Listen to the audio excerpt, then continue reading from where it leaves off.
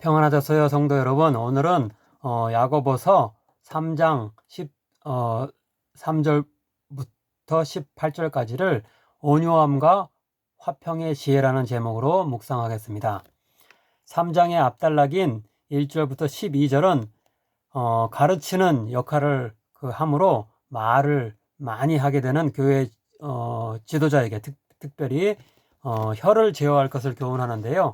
이어지는 단락인 오늘 본문 13절부터 18절 역시 특별히 선생된 교회 지도자를 향한 교훈임을 알 수 있습니다.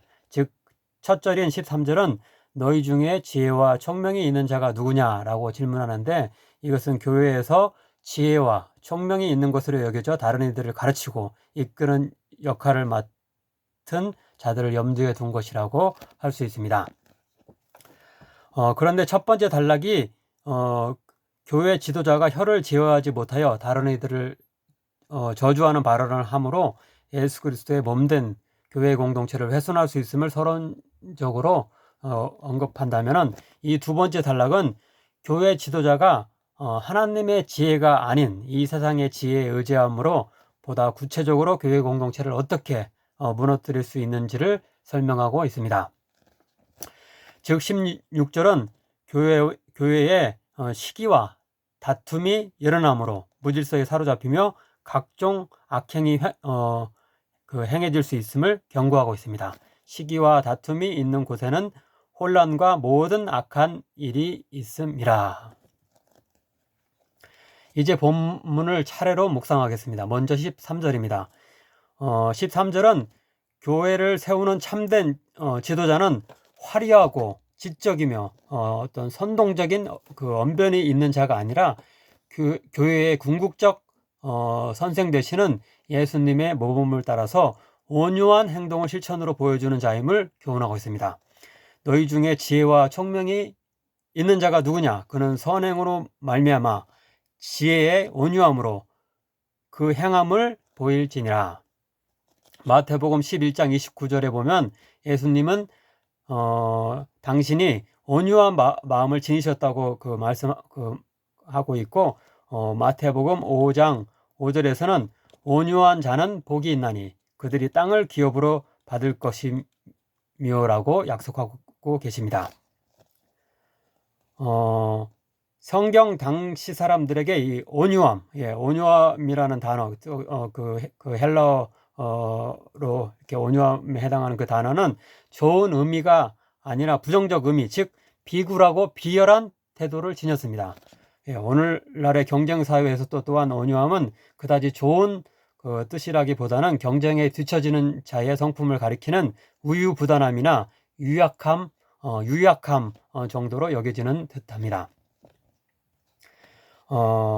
그러나 오늘 말씀은 이런 온유함을 우리에게 가지라고 이렇게 교훈하는 것을 볼 수 있습니다. 다음으로 14절부터 16절은 거짓된 세상의 지혜, 거짓된 세상의 지혜가 무엇인지에 대해서 말씀하고 있습니다. 즉 그것은 온유함과 정반대로 마음속에 독한 시기와 다툼이 있는 것으로서 혼란과 온갖 악행을 유발하는 것이며 정욕과 사탄에 이끌린 것이라고 말씀하고 있습니다.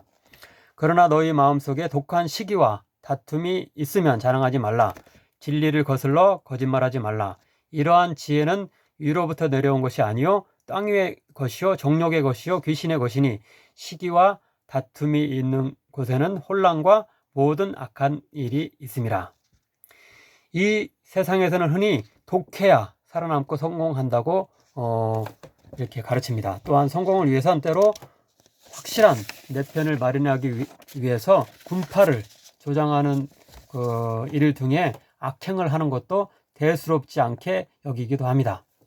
하지만 본문은 분명히 그것은 세상의 지혜와 방식일 뿐 교회와 성도가 따라야 할 것은 절대 아님을 밝히고 있습니다.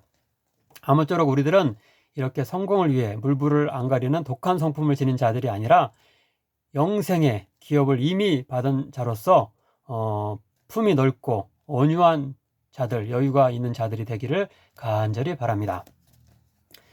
세 번째 마지막으로 17절부터 18절은 위로부터 나오는 하나님의 지혜를 지닌 자의 특성에 대해서 다시 한번 설명하고 있습니다. 곧 13절에서 온유한 행실을 보이는 자라고 한마디로 정의했던 것을 보다 상세하게 제시하고 있습니다. 오직 위로부터 난 지혜는 첫째 성결하고, 다음에 화평하고 관용하고 양순하며 긍휼과 선한 열매가 가득하고 편견과 거짓이 없나니, 화평하게 하는 자들은 화평으로 심어 의의 열매를 거두느니라.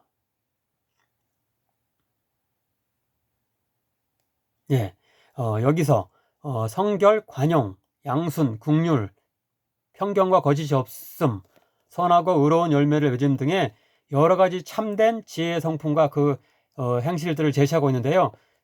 특별히 강조되는 것은 이 구절의 맨 앞쪽과 맨 그 뒤쪽에서 세 번이나 반복되어 나오는 화평이라고 할 수 있습니다. 즉 지혜는 첫째 성결하고 다음에 화평하고 그랬죠. 그 다음에 맨 뒤쪽에 보면 화평하게 하는 자들은 화평으로 심어 의의 열매를 거두니라, 이렇게 세 번이나 화평이라는 단어가 다른 단어하고 이렇게 다르게 반복되고 있는 것을 볼 수 있습니다. 예, 이것은 13절에서 참된 지혜자의 대표적 성품으로 제시되는 온유함과 매우 유사한 성품이라고 할 수 있습니다. 예, 즉 마음이 온유한 자가 분열과 다툼이 아닌 화평과 화해를 가져오는 행실을 할 수 있을 것입니다. 그런데 이 화평이라는 성품은 그 야고보서의 저자인 야고보 자신에게 가장 잘 맞는 것으로 보입니다. 사도행전 15장 21절을 보면 야고보는 율법 준수 문제로 인한 유대계 그리스도인과 이방계 그리스도인의 갈등을 잘 중재하고 화해시키는 자의 역할을 하고 있습니다. 즉 그는 비록 에루살렘 교회의 지도자로서 유대계 그리스도인을 대표하지만 이방인 그리스도인에게 할례 등의 모든 율법을 지킬 것을 요구하지 않고 다만 우상의 더러운 것과 음행과 목매어 죽인 것과 피를 멀리함, 그리고 머리를 깎는 보다 손쉬운 의식만을 요구하는 방식으로 양측의 갈등을 막고 평화를 도모하도록 이렇게 중재하고 있습니다. 예, 다른 한편으로 이렇게 야고보서가 화평을 강조하는 것은 당시의 상황에 비추어 보면 좀 더 잘 이해할 수 있습니다. 야고보와 동시대 인물이었던 요세푸스라는 유대인 역사가에 따르면 당시 유력한 두 정치 세력으로는 사두개파와 열심당이 있었습니다. 예, 우리나라에서도 그 여당과 야당이 있고 모든 나라에서 여당 야당이 있는 것처럼 이렇게 비슷하게 두 그런 정치 세력이 있었습니다. 사두개파는 친로마적인 성향을 지닌 고위 제사장과 경제적 상위 계층으로 이루어진 반면 열심당은 반로마적인 성향을 지녔으며 하위 제사장과 하위 계층들로 이루어졌고 로마에 대한 무력 혁명을 시도했습니다. 야고보서에도 보면 이러한 극한 대치의 모습이 드러나는 부분이 나옵니다. 즉 4장 2절에 보면 살인하며 시기하여도 능히 취하지 못한다 하는데 끔찍하게 여기 살인한다는 표현이 나오고 있습니다. 또한 5장 6절에 보면 부한 자들이 그들의 그런 그 일꾼 즉 농민들을 정죄하고 죽인다라는 표현이 나옵니다. 사도행전 5장 37절에 보면 갈릴리의 유다가 일어나 백성을 꿰어 따르게 했다라고 했는데 그의 무장 독립 투쟁을 따른 자들이 무려 2만 명이나 되었다라고 역사 기록이 이렇게 말하고 있습니다. 또 바로 그 앞절에 36절에 보면 드다가 폭동을 일으켰고 약 400명이 따랐다고 또 이야기되고 있습니다.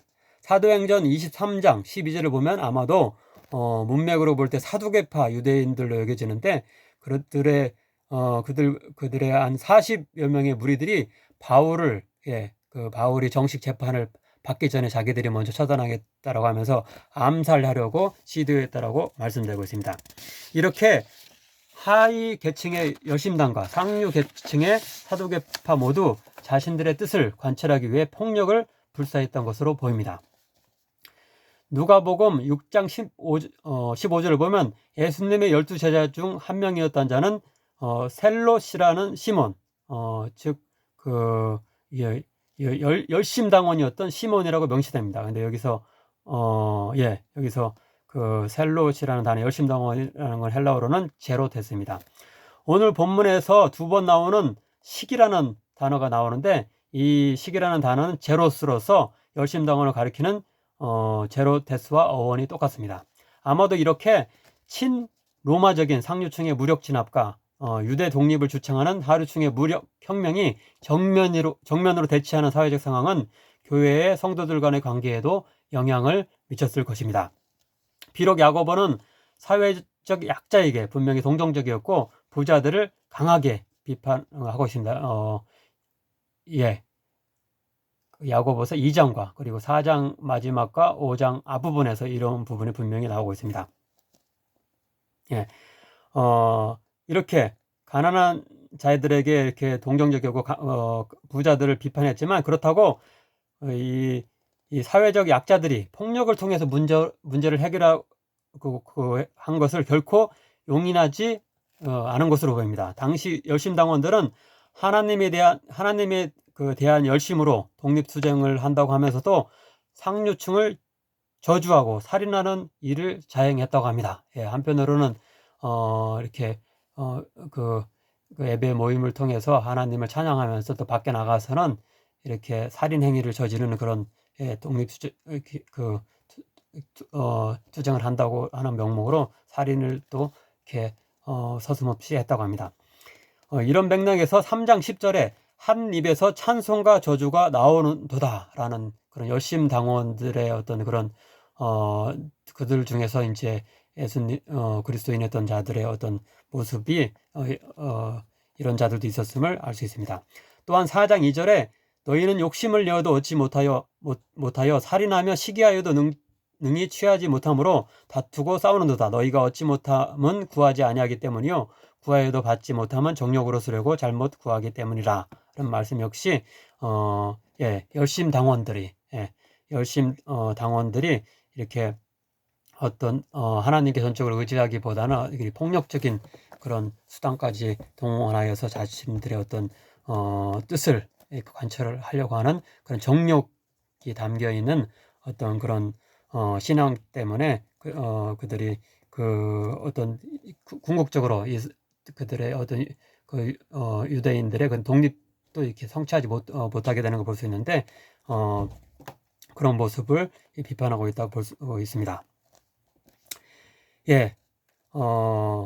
궁극적 성취는 하나님에게 있으므로 고난이 있더라도 인내하며 하나님께 기도하는 가운데 응답을 기다리고 예수님의 십자가의 길처럼 평화의 길을 추구하는 것, 이것이 야고보서 전체와 오늘 본문의 교훈이라고 볼 수 있습니다. 아무쪼록 우리들도 예수님과 야고보처럼 위로부터 내려오는 하나님의 지혜란 평화를 추구하는 것임을 알고 그것을 실천하여 풍성한 의의 열매들을 맺고 온전한 행복을 누릴 수 있는 자들이 되기를 간절히 축원합니다. 기도하겠습니다.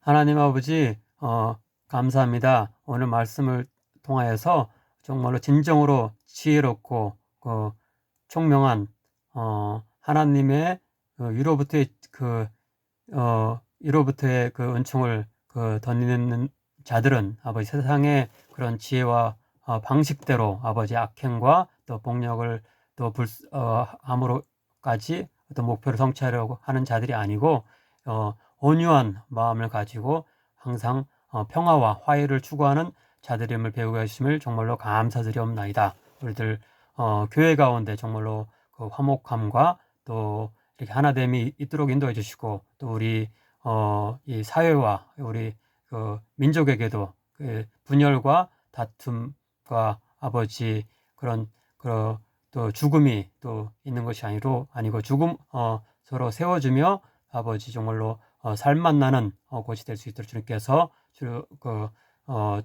주의 또 의를 구하는 자들로서 저희들 평화를 행하는 자들이 될 수 있게 좋은 도구 주께서 축복하여 주옵소서. 능력 주시옵소서. 감사하며 예수님의 이름으로 기도합나이다. 아멘.